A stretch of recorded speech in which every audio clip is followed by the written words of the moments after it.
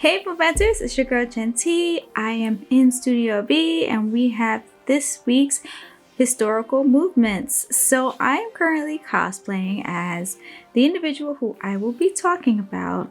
He is the legendary Raul Julia. I had to make sure I pronounce his name right because that seems to be the critique I seem to be getting is about pronouncing names. We know! But who is Raul Julia? Well, I knew him as the legendary, the only Gomez Addams. So, you can find me in the comments on that one. But he will always be Gomez to me, But he's played a slew of different other characters, not only in movies, but also on Broadway, off-Broadway, and also in smaller movies that, called to him. And he has a very interesting life. He was one of those that he worked very hard and prospered a lot in his relatively short amount of life. So let's just jump right on into it. So these are the top 5 facts about Raul Julia. So let's just jump on into it. So Raul was born March 9th, 1940, and he was born in San Juan, Puerto Rico. So he was Boricua. Hey. So, and his parents were, I don't want to mess up the names. I'm going to try not to. Actually, just for the sake of argument, I'll put their names right here. Because I always butcher people's names. It never fails. We know! I am very much trying not to. So he had, a very interesting life. He was very family oriented. He loved his family. He had a few siblings as well. And it seems that everybody was very much aware of his talents and how much he took to the art form of theater. So that kind of got him in the footing of going off from San Juan, Puerto Rico to later on where he ended up in New York City. So that goes into our second fact. Raul did a lot of plays and he did a lot of performances before he began his movie career. I watched little tidbits. If you want, it's on YouTube. He did Taming of the Shrew with, oh my goodness, it was fabulous. You could just type in his name and Taming of the Shrew. Oh my goodness, I gotta watch that play.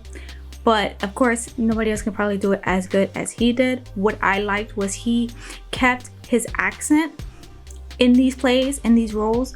And because of that, they gave almost a very authentic, very next level performance.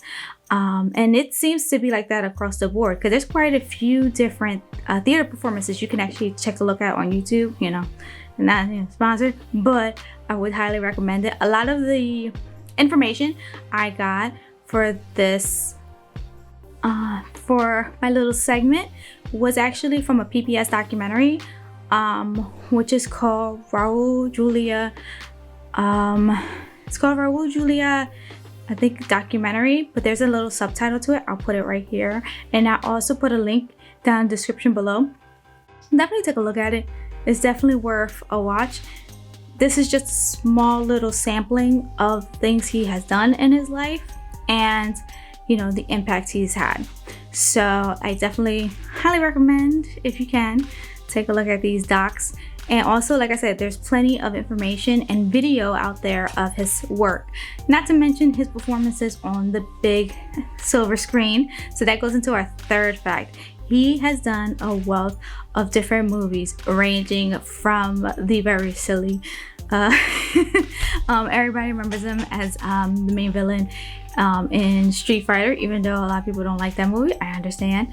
But it was, he had one of the most iconic lines. Come on, let's be for real. Of course!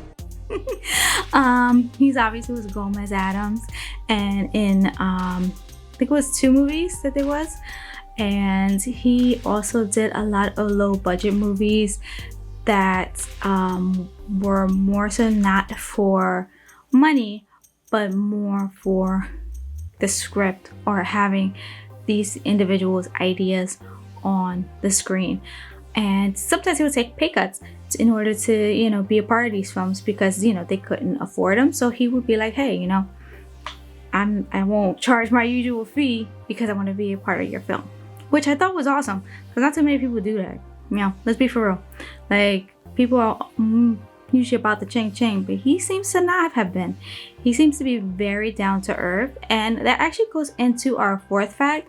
It seems like everybody around the board, across the board, that has came in contact with him throughout his theater and throughout his time in the movie industry and even all walks of life, seem to very much gravitate towards him and have let people know that this man was a very nice man. He was actually really kind. He was very career oriented. Yes, he was like 100. He gave 100% in everything that he does, but he always wanted to like help others level up as well. And that's something a lot of actors even mentioned. Like, if you work with him, he definitely, like, you know, levels you up. So that's what I'm saying. Like, even though Street Fighter was a bad movie, don't get me wrong, it was, his parts in it were like, he gave it 110% regardless if it was a crappy movie or not. And he did that movie more for his kids, you know. So you gotta like a guy that, you know, he knew what he was getting into, but he was like, I'ma still put 110%, you know. And it's just his character. That seems to be the running theme for him. He always gave 110%. He always, you know, was very adamant to being the best that he could be in those situations. And everybody said he was a wonderful guy. Very down to earth. It seemed like he didn't have very much controversies too. And his work was his passion. And he also, not only his work, like I say, he also had children. So, you know, that was his life. He loved his family. He was very family oriented. He loved his friends. And he was really down to earth off screen, which, you know, you don't hear too much about. And then now we're going into our last fact. Raul had passed away on October 24th, 1994. Now, he apparently was fighting a long-standing stomach cancer, and that was part of the reason why he passed. But later on, within that few months, he ended up having a stroke, and he went into a coma and didn't come out of it. And even though, you know, people probably say, well, he was born in 1940, so that's not too, you know, bad. But, you know, it seemed like he had a lot more life to live, but because of illnesses, you know, kind of cut his life short. But he did leave quite a bit of an imprint on society in general. There's quite a few, you know, especially with theater, he has put in a lot of different foundations that continue working with children in theater, individuals in theater, and also he was very much an advocate for the arts. So definitely take a look. Like I said, I might put in a couple of his things down here. Believe it or not, a lot of his things are under his name now after his passing. It wasn't like that while he was alive. Like, it actually came about after he passed that a lot of these groups ended up in his honor changing their name over to Raul Julia, and then the foundation. So that is it for me for today. So these are just 5 little facts, and hopefully you guys enjoyed it. Enjoy this crazy cosplay. It's funny, when I was doing it, I was like, you know what, I gotta get in, I gotta, you know, do the whole 9.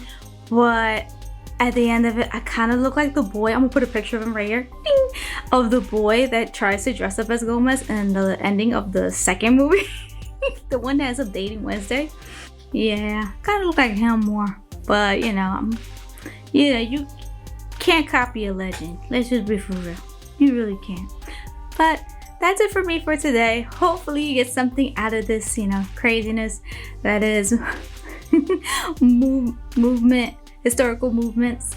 So you guys take care, and as always, stay tuned, stay alert, and remember, you guys are the movement. All right, you guys, take care. Have a good one. Bye.